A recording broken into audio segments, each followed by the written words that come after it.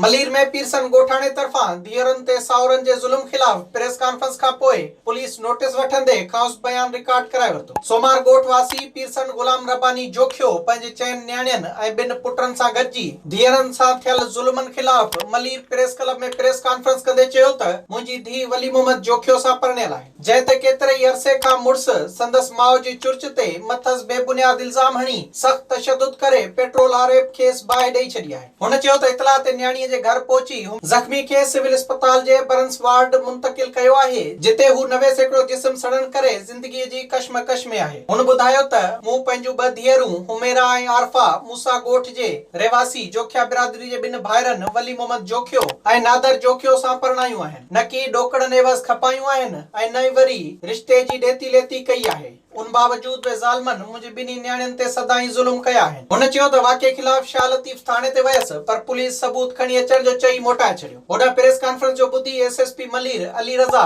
ऐं एसपी मलीर ताहिर अहमद नूरानी नोटिस वरितो, जंहिं बाद डीएसपी फैसल ऐं एसएचओ शाह लतीफ़ आमिर रफ़ीक मलीर प्रेस क्लब पहुची मुतासिर न्याणीअ जे वालिद खां बयान वरितो ऐं खेसि पाण सां गॾु कानूनी कार्रवाई लाइ थाणे ते वठी विया। विज़िट कयो अवामी आवाज़ मीडिया ग्रुप जी वेबसाइट awamiawaz.pk